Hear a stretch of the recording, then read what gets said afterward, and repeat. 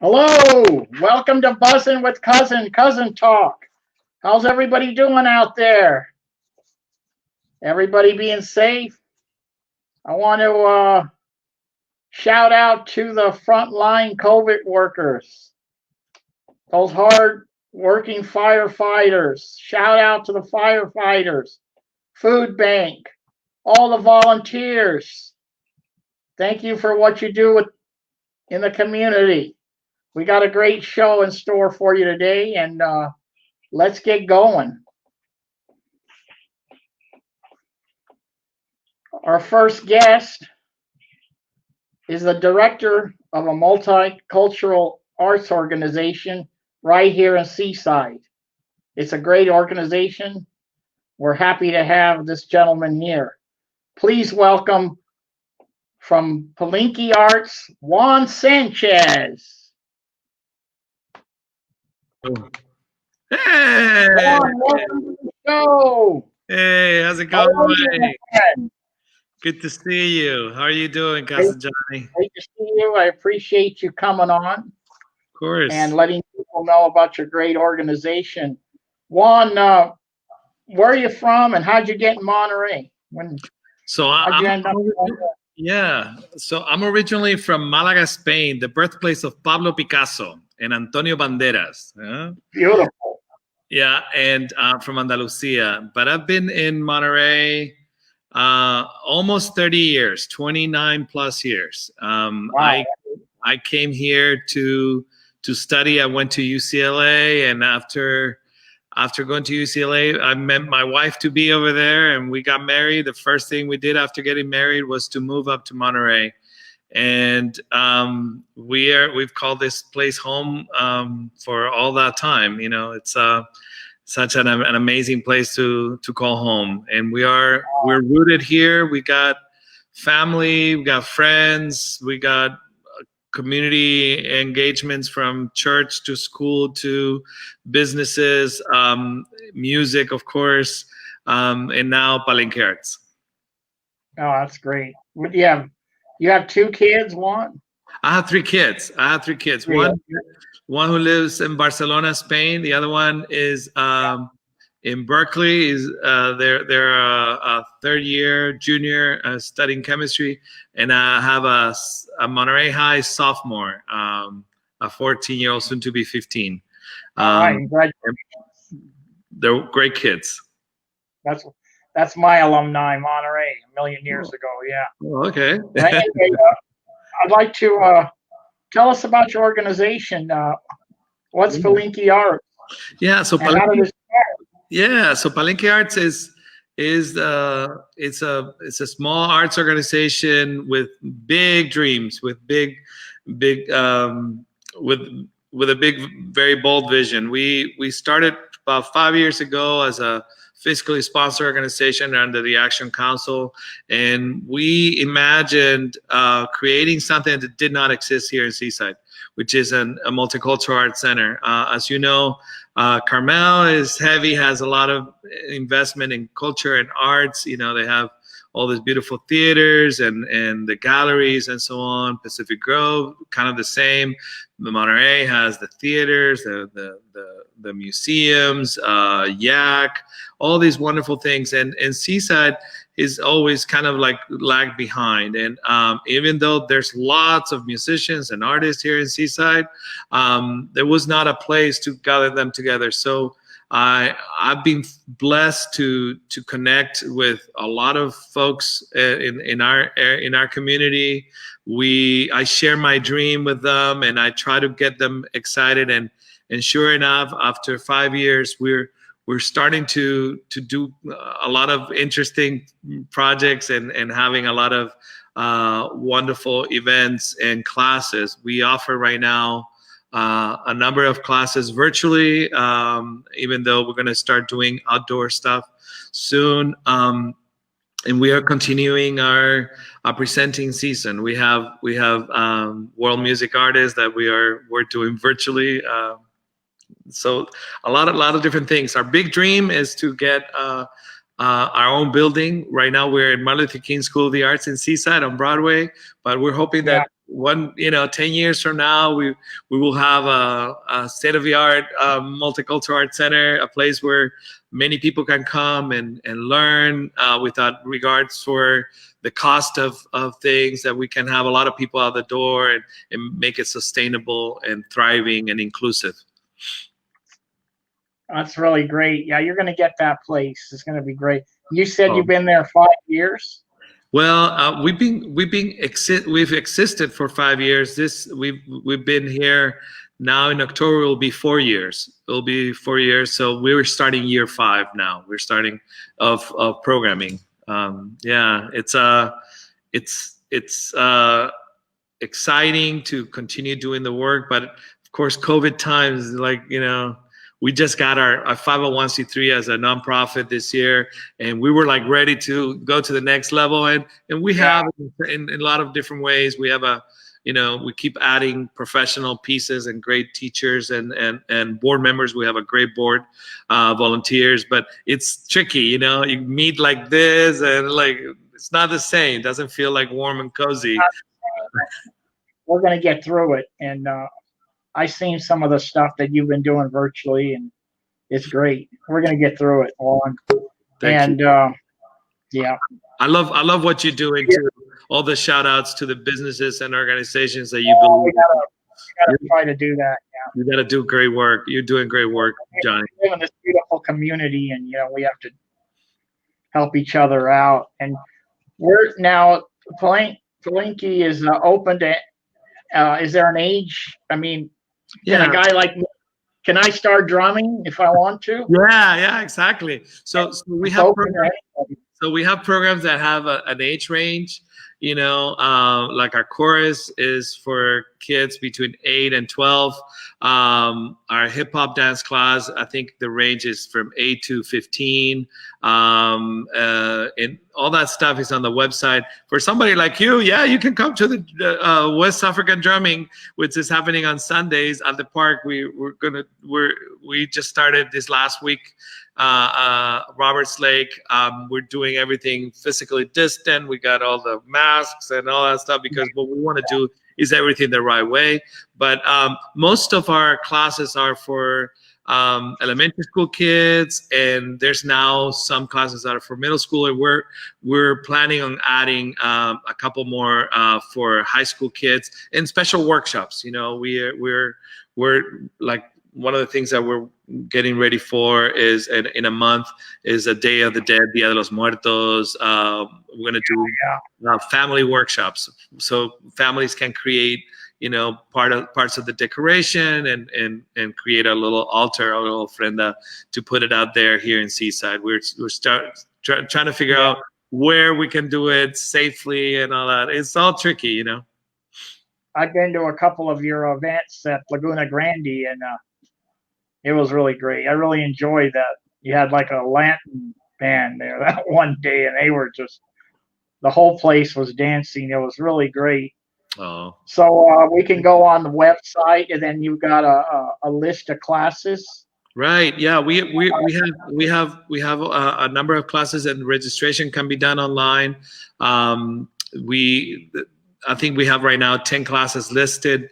Right now, what we're trying to push are the ones that have a little bit lower enrollment and or that we're launching. Like I just got off a Zoom call with students from CSUMB who are going to be teaching a film class on Wednesdays from 3:30 to 4:30 virtually, and it's really, really exciting. And we just started to recruit for that.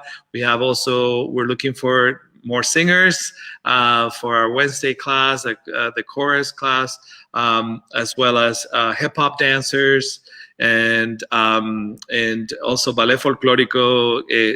Could use some. And one last thing specifically for middle schoolers, we have a fantastic teacher, Paul Richmond. All our teachers are great, but Paul is very, very special. He teaches for little ones on Fridays and here on Facebook through Facebook Live, and we're not taking registrations for that necessarily, but we have now a new class that he's going to be doing for middle schoolers. That want to get to the next level. He's such an amazing artist and professional and educator that it's really, really exciting to have somebody like that work, one-on-one with kids that want to get to the next level. You probably don't have too hard of a time finding instructors, in this beautiful Monterey area. They want to come down. Well, you'd be surprised, like we did something, years back where we depleted arts education and music education, and many musicians moved away. Now we have really wonderful musicians in our area, but many of them just do not really get that much enjoyment out of the virtual engagement. It really stinks. Last year we were teaching band and orchestra, and of course we cannot do that online. The schools are now doing it just through computers. You have to talk to a computer basically, and that's not really very enjoyable. But yeah, there's lots of wonderful artists and musicians and dancers, and we feel really excited. Actually, I have a class for you, Johnny. What is it? Tonight you can join our Zumba class. We have Zumba. Oh, perfect. With a young man. Elizabeth. I know, that's what I did it last week. I almost died. Listen. Yeah. The young lady who's teaching is Maria. She is native of Monterey, and I met her 29 years ago. She's 31 years old. When she was 2, she used to come to the church here at St. Francis in Seaside, St. Francis Xavier. She used to go up and down, big, beautiful smile. She still has the same smile, but she went to New York to learn how to dance, properly, and she's a dynamo, and we're doing it. I think she's teaching right now from here, but in November, I think she's moving to New York, continuing the classes virtually. So, wow, that's nice. So a lot of your classes, are you just drop in, or is there a start date and end, like a 6-week program? So most classes we want to do them year long, and actually we do a registration for it. The drop-in classes, like the ones that have beginning to end, like the Zumba is only 10 weeks, and we're doing 10 weeks. The film class is just a semester, because we have to work with students. It's also 10 weeks. But most classes, like our beginning piano, like a chorus, our hip hop dance, we want to take students throughout the year and see them grow. What a great organization. Great. Oh, thank you. You're a musician yourself. Yeah, I'm a singer. I'm a songwriter, and I'm actually on Thursday. I will be doing a virtual show for the Gap for kids and families. That's kind of like my specialty. So I'm excited to do this virtually from here, and there's going to be people tuning in from the East Coast, from all over, all the Gap employees that have families. We're celebrating Latinx and Hispanic Heritage Month. So yeah, for me, I come from a family of musicians and artists. My great-great-grandfather used to be the organist at the cathedral in Granada, Spain, and I never had a choice of whether I was going to be a musician or not. Is what instrument was I going to learn, right? So my family, they supported me, and in Spain, the conservatory was practically free. So I look back, and my kids also are musicians and artists, and if I've had that, why can't others have it, right? So that's and that's my investment. And let me tell you, young people have things to say. Our next area of development for Palenke Arts is sometimes, let more young people have these difficult conversations that we have around the country about difficult topics, social topics, and let them talk through the arts, right?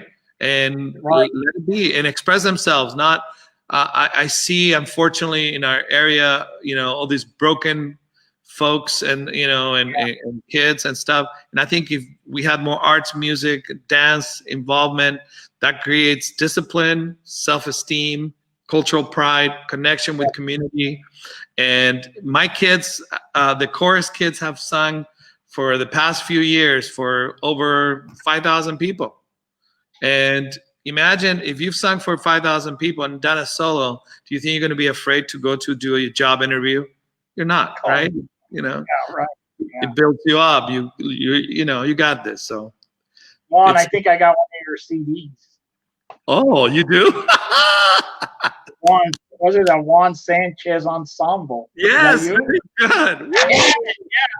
Juan Sanchez ensemble. All right, I have it. All right, Johnny. Oh, that's good. You're so Okay. good. You're so good.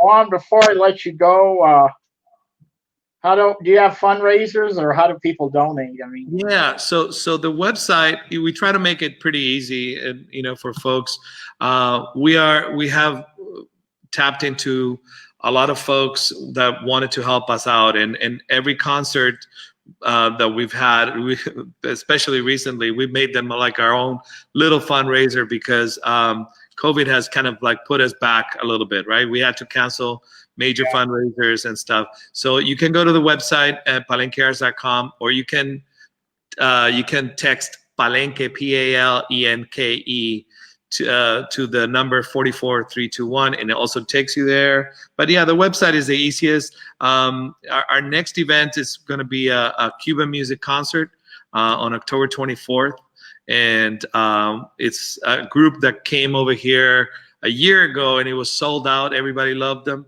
I'm not sure how we're going to transmit the energy, but you can still go to the website and watch our last concert, which was El Amir. It was a flamenco guitarist who did his show from Spain, and from his living room, and it was amazing, really beautiful. So if you want to, you don't need to donate. It's tough times for a lot of people. You just want to soothe your soul.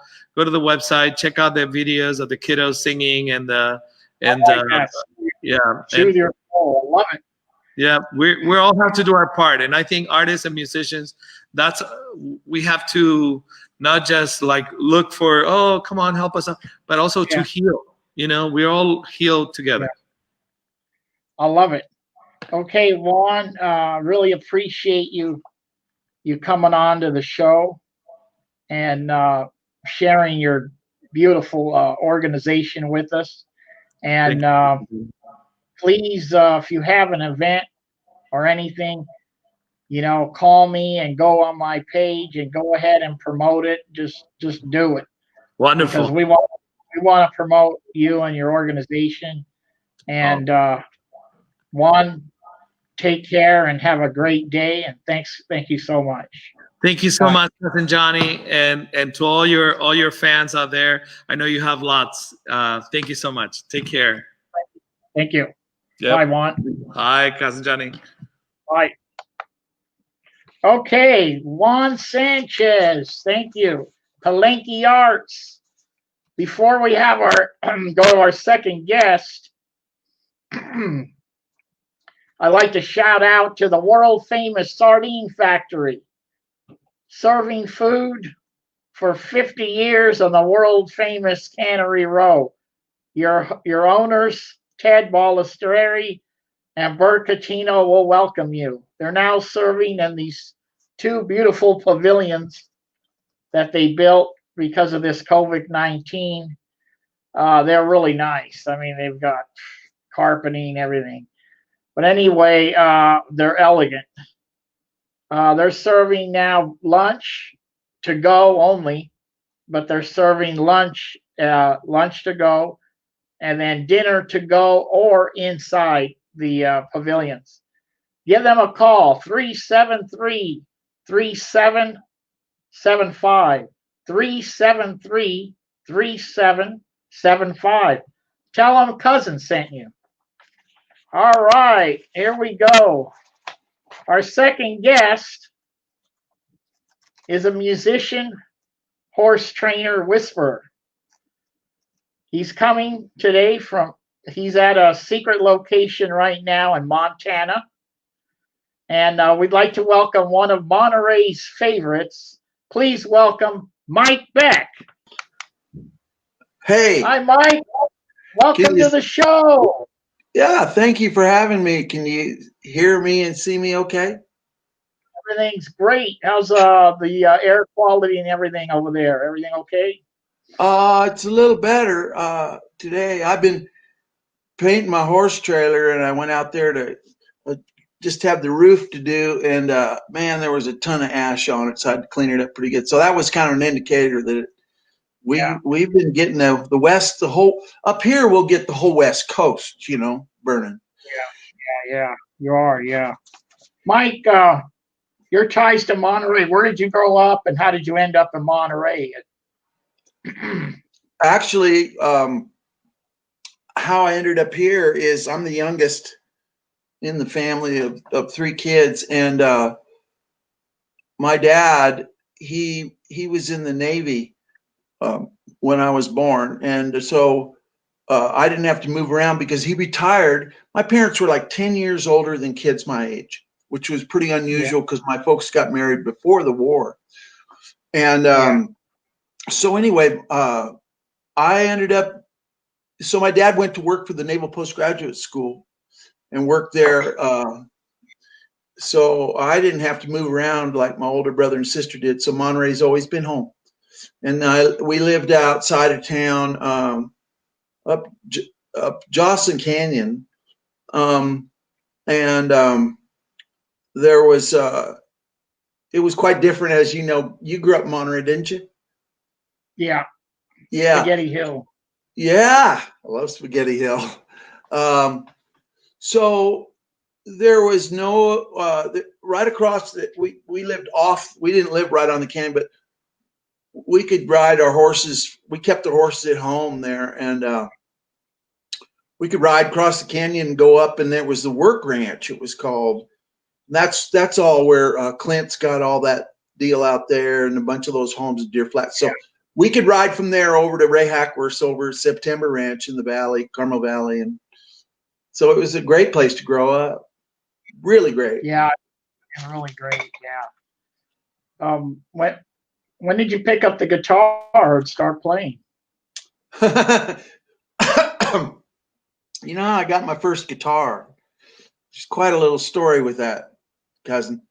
Go ahead. I wanted one real bad. I was like 13, and I was going to this little Catholic school down in Monterey, and grammar school. And after school, I'd walk over to Abernathy's music store, and Mhm. I would go in there, and there was all these Martins and these Gibsons on the wall, and I'd get them and start wanking on them and making this horrific noise because I didn't know anything.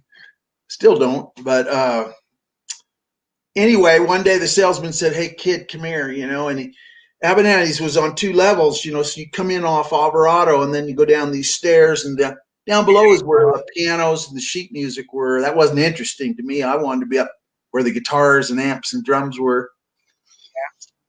So this guy said, this salesman, that's when they wore a suit, He called me over and said, "Hey, come here, kid." And underneath those stairs was this door that went into this dark place. And there was all these beat up amplifiers, and he picked up, and a snare drum with the head broken. And he picked up this little Korean guitar and said, "Kid, you can have this if you never come in here again."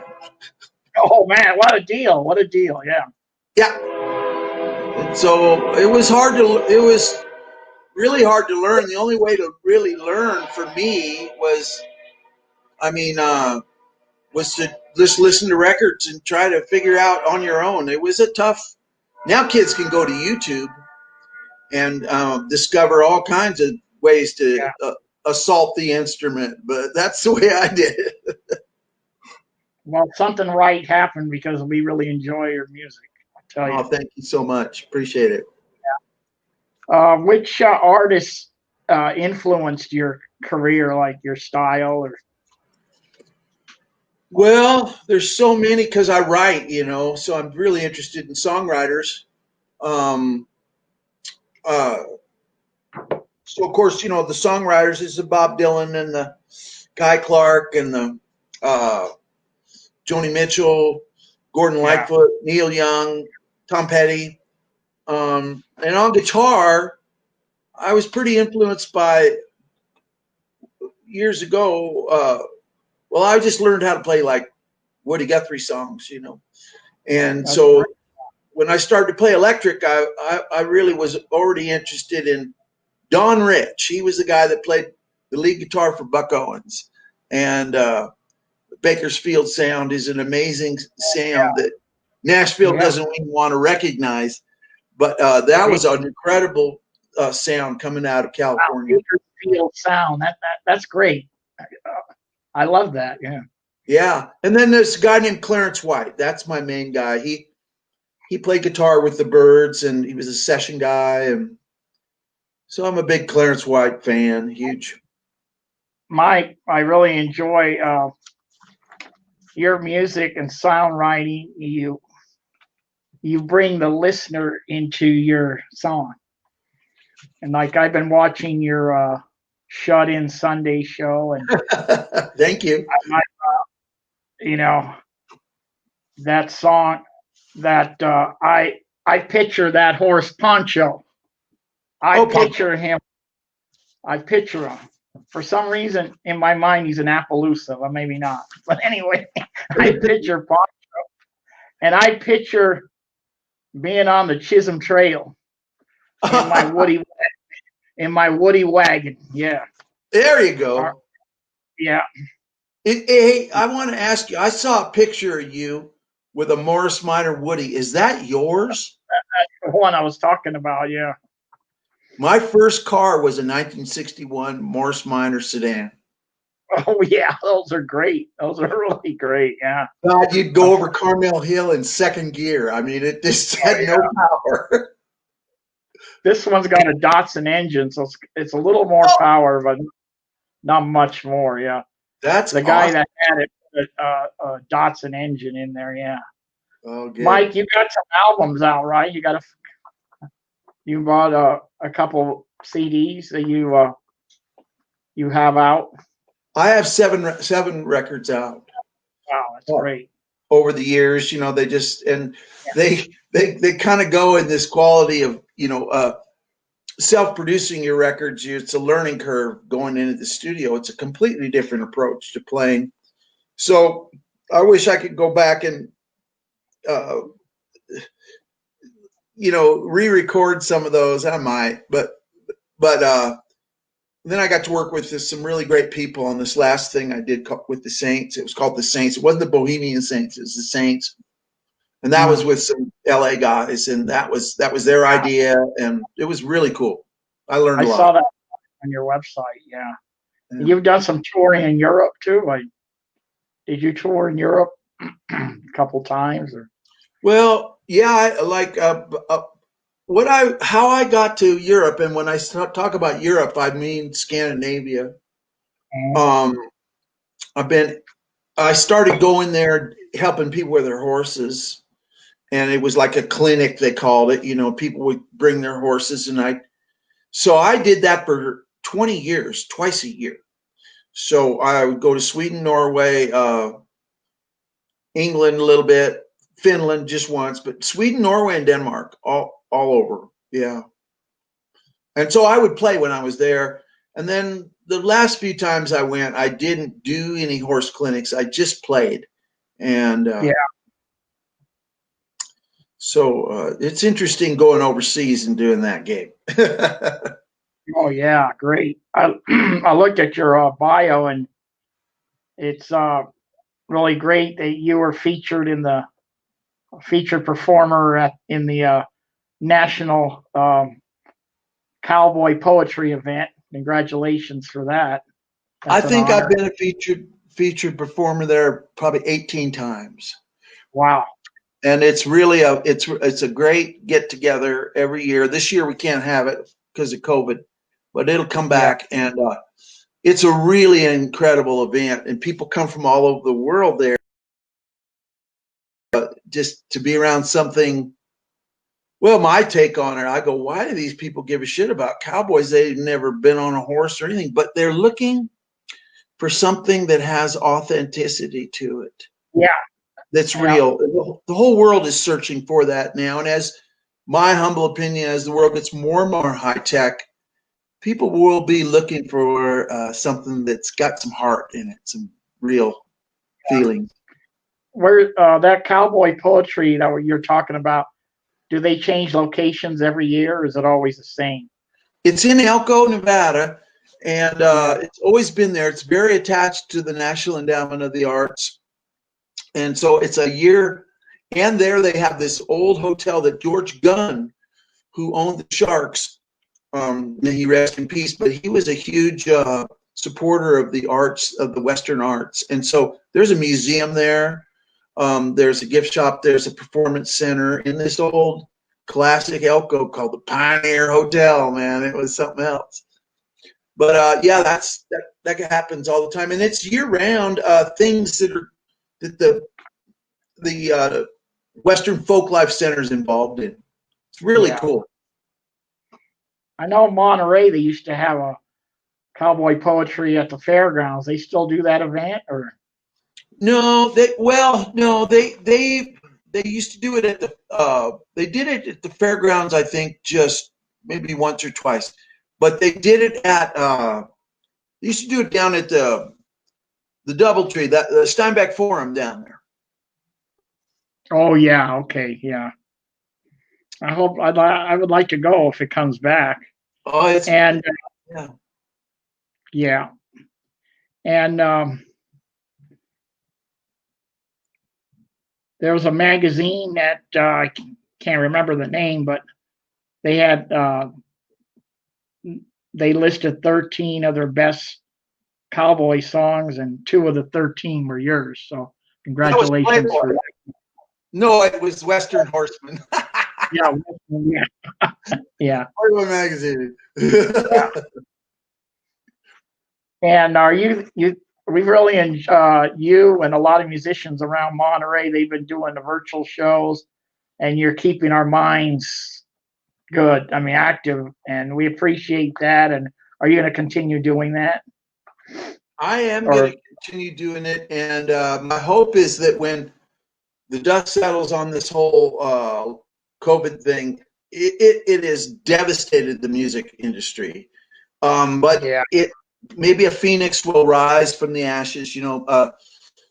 People that are small like me, that like a small, strong following, and I play a lot of house concerts, I play outside. So we'll be able to come back before the Eagles will. I mean, it's just going to be easier on the smaller artists. But man, it's not just the musicians. It's a huge industry of stagehands and venues and promoters and booking agents and managers and record labels and stuff. That, I mean, there's no place to pivot. Like a lot of things, like you're talking about, these restaurants can start to serve outside and stuff, and that's awesome. Yeah. But a lot of the club owners, they say, man, we don't know. We need 150 people in this club to be able to pay the artists and pay the bills, and we just can't do it. And so we'll see what happens. I have great hopes, and honestly, that something positive will come out of this. But I don't know what it is yet. Well, something positive is going to come out.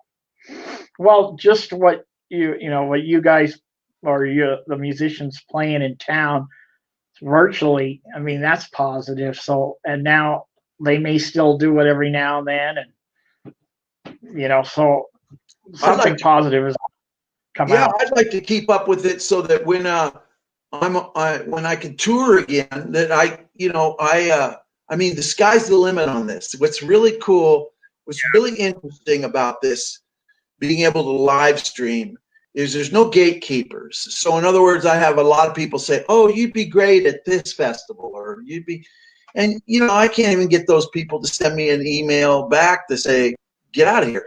So this here is like, I didn't have to get anybody's permission. And so I want to take it out. And when I tour, I go to a lot of ranches and things, and there's some interesting people there. Maybe I could bring them into the whole thing. It won't be just me singing my songs. It could be, kind of showing, being a sort of an ambassador for the West. Because there's a lot of great things going on. There's a lot of young people, Johnny, that are really doing some great stuff. Innovative stuff. in the ranching community, you know, people that are want to keep the family ranch, and so they're selling grass-fed beef, you know, they're doing farm to market or whatever they call it, you know, farm to the right to the table. They're doing, there's some great people. They're managing the land in a more realistic and holistic way. Very important. It really is. Yeah. Yeah. Yeah. Monterey, a few years back, we used to go see Mike Beck and the Bohemian Saints. Are you going to get back together with them for a show? Well, I'm quite proud of that band. That's a killer band, and what a band! Beautiful. Yeah, great players. Had a couple different drummers through the years, a couple different bass players, but when I get together with Tom Ayers and we start playing electric guitar, it's two different styles that seem to come together and mesh really well. And combination! What a combination! And we had original songs. Oh, there's a lot of bands in Monterey that, you know, and God bless them, but you know, it's not a hotbed of original music. That's Monterey's not, and so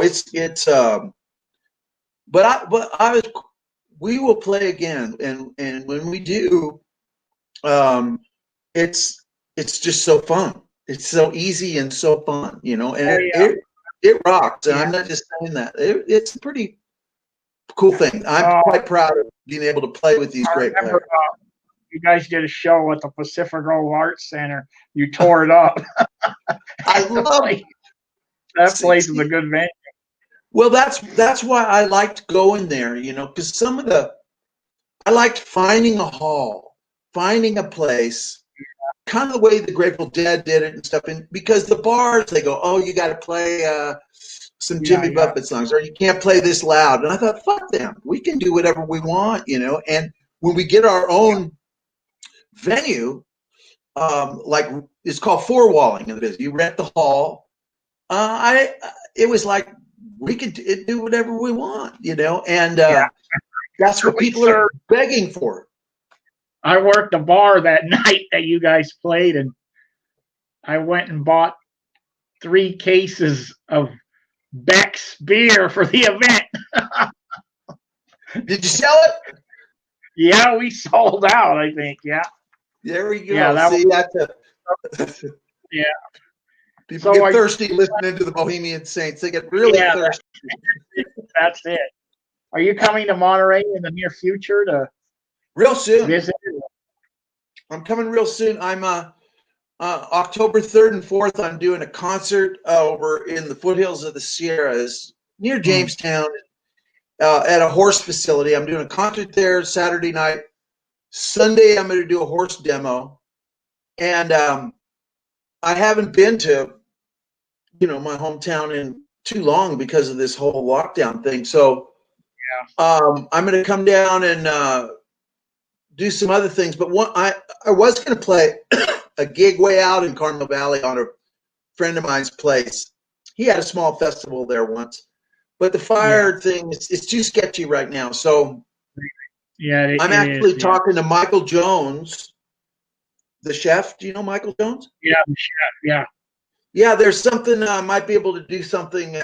We're just talking about it right now, but trying to look at the 10th of October, Saturday at Mesa or some Mesa. You know this place? It's a winery. Yeah. Yeah, awesome. Right next to where the old Buckeye was. Yeah. That's a tasting room in Carmel Valley. You know, when you go into Carmel, they got the hidden valley to the right, Masa's on the left. It's the first tasting when you get to Carmel Valley. Yeah. Oh, wow, that sounds great. Something to look forward to. Anytime you have any events, you make sure you tell me and I'll promote them. Cool, thanks, John. Appreciate that. And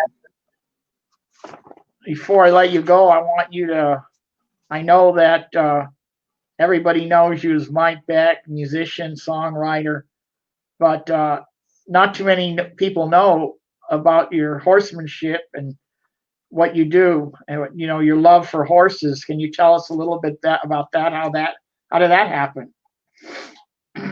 Well, going way back, I got a horse in 3rd grade, and that was quite unusual around Monterey. But we lived out of town, and it was because my mom, she was raised on a ranch in Alberta, and so and I had all these places to ride.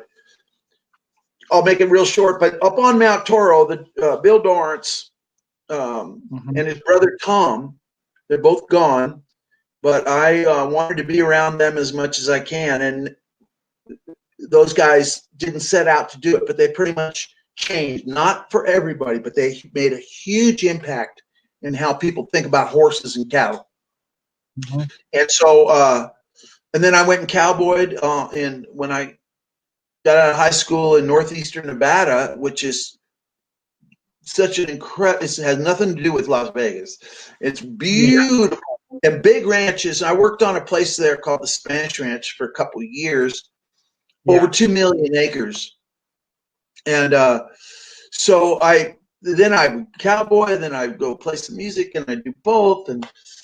And so then when the Dorrances, who I mentioned, got more well known, they were in their late 80s. So when Scandinavia requested some help with their horses somehow, they pretty much sent me. Bill Dorrance sent me. So that's kind of the short story of how I got over there. And the love for the horse is deep in me, and wanting to, and it's all about people. It's all about helping people get together with the horse instead of have a war with him, And so I heard you say at the beginning, I'm a horse whisperer. I always like to tell people there's only one horse whisperer, and that's Robert Redford. And so, and not a horse trainer, but just like very interested with the horses. And I worked with everything: cowboys, people that trail ride, driving horses, driving teams, dressage horses, jumping horses, everything, because it's all the same. The horse is all the same, and he's just looking for a better deal all the time. And so I'm trying to help people see these little changes in helping the horse, and why he's troubled. It's always the people. It's not the horse. No, it's the people. Yeah. And so I took a break from it for a while because it was kind of just burning me out, burning me out because as I learned more, I got more aware of the horse, and it just became almost like emotionally too much to watch people just destroy these horses. Yeah. And if things are going good, I didn't see them. I would see them when things were going really bad. And so anyway, I felt like I've made a dent in the world, and because I didn't have my own family, I was free to travel. I was free to go, and so I got to help all these 17-year-old kids all over the world, and not be their parents. And they were going to listen to me because they were fixing to get killed on these horses. So they were like all ears, So I was blessed, and then I learned a lot, and I got a lot more to learn. Now you've traveled and done clinics, different areas, right? Usually. Yeah. You've been doing that, yeah. 29 different states in 6 foreign countries. Wow, that's great. Yeah, I wanted to ask you about that because a lot of people don't know that side of you, and it's great. It's a great side. I love it. Thank you. The cowboys know it, but the people in Monterey, it's like Monterey is pretty removed from, I know there's Carmel Valley, there's some people who ride, but Monterey's pretty removed from in my opinion, of its incredible history of when Spain had California. It was an incredible time, and Joe Mora's artwork has depicted that. I'm a huge Joe Mora fan. I've written a song with Ian Tyson, the legendary songwriter in Canada that wrote 4 Strong Winds and Someday Soon and everything. I showed him that Joe Mora stuff around Monterey, and he got it. He just went. He saw the romance and the incredible part of that whole thing, Yeah, we've got a lot of history, and one of my guests that's going to be coming up here in about a month He's director of the Peter Monterey Hiller. Historical Society. A guy named James, Okay. and he's got a lot of stories about the old Monterey. They've got land grants written on a piece of hide. Oh, cool. Yeah. So he's going to be interesting to have on. You should look into Peter Hiller because he's executive